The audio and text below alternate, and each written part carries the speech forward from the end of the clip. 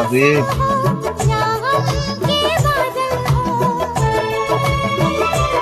টিকটকে নতুন ব্যবসার আগমন, শুভেচ্ছার স্বাগত।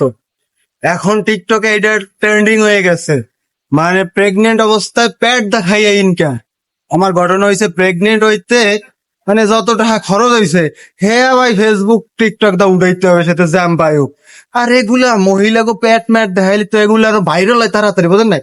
তো জান্নাত হওয়া মোটামুটি ভাইরাল হওয়ার জন্য সোশ্যাল মিডিয়ায় কোন সময় ঘন্টা করতে হবে হ্যাঁ ওকে ভালো করে গিয়ে জানা আছে। কেন এক সময় লিঙ্কের ব্যবসা হচ্ছিল, তো বেশ ভালো কথা। দর্শক খুবই সম্মানের সহিত তাদেরকে মানে ইয়া করছে, প্রেরণ করছে। তারপরে এখন আবার প্রেগনেন্ট হইছো মানুষের, এটা হচ্ছে একটা গোপন। এটা কেন আমাদেরকে দেখাইতে হবে? এটাও কিন্তু একটা ভিউ ব্যবসা, এটাও কিন্তু সমালোচনায় আসার একটা উদ্দেশ্য। আমি যতদূর জানি মেয়েরা যদি প্রেগনেন্ট হয় তাদের এগুলো একটু ভিডিও থেকে একটু বিরত থাকতে হবে। তারা অমুক সন্ধ্যা করে, হলুদ সন্ধ্যা করে, তো 7 মাস অনুষ্ঠান করে, এরপর এই কি ধুমা ধুমা উড়ে গিয়ে ছবি তোলে, এরপর পেট ডইলে মইলে দেখায়। এটাও কিন্তু একটা মানে ব্যবসা। সঠিক বলেছেন। স্কাই ডাইভিং করে এত মজা পাচ্ছি যে মজা আমার স্বামীও দিতে পারে নাই। কাকি কইলো ডাকি আয়, খালাম্মা কইলো ডাকি আয়, আংটি কইলো ডাকি আয়। মানে বুড়ো হয়ে গেছে, দাঁত ভাঙ্গে গেছে, মনে করো শরীর দোত্রামোত্রা দিয়ে গেছে। এতটা বছর স্বামীর ঘরে রয়েছে, স্বামীর সাথে শুইছে, উষ্টি নুষ্টি হরছে, স্কাউটিং করে যে মজা পাইতে আছে সেই মজা স্বামীর কাজটা পায় নাই। এমনকি দর্শক আমরাই খারাপ নাকি এই খারাপ উদ্দেশ্যে কথাটা কইছে আল্লাহ মানে।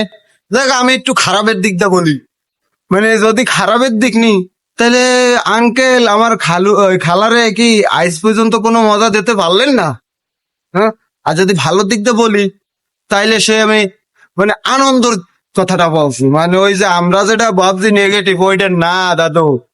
ঠিক আছে দাদু, কিন্তু আমি কথাটা বলতে চাই, যেহেতু আমার প্রতিটা ভিডিওতে লাস্টে একটু টুরেস্ট থাকে, সেটা হলো এটা ভিডিওটা কিন্তু এআই দিয়ে তৈরি করা হয়েছে। সঠিক বলেছেন। আমি দেখি কয়েলাইছি এআই দিয়ে ভিডিওটা তৈরি করে দিয়েছে, কিন্তু আমরা তো ভিউ কামানোর জন্য আর কি এটা করলাম। যাই হোক, আংটিরে হ্যাঁ জামাই আমার কাকু কিন্তু মজা দিতে পারে নাই। খুব ভয় আছি, নতুন বছরে নাকি সবাই নতুন রূপে ফিরবে। মানে সাইরাত পাও কিন্তু নাই, ঘেরের একটা দিয়া বইছে, আবার কইতেছে আমরা কি চুরি ভরে থাকি। মানে আমার প্রশ্ন হয়েছে দর্শকের কাছে যে নাইতে চুরিটা করবে কখনে, হাতে না পড়কে কি পায়ে পড়বি? ও পাও তো নাই, তাহলে কি মত্তির ঠেঙে? বুঝতে পারছি বিষয়টা। মানে সাইজ এই রকমের, তারপর মনে কর সাইরাত পত নাই, মত্তির ঠেঙে চুরি ভরে থাকে নাকি? থ্রেট, পুরো সোশ্যাল মিডিয়ার থ্রেট। ঠিক আছে, মানে হোক আর না হোক কথাটা কইতে হইবে, সেটা হোক আর না হোক, কি হোক আর না হোক থ্রেট দিতে হবে, থ্রেট দেওয়ার পর চাওয়া হয়।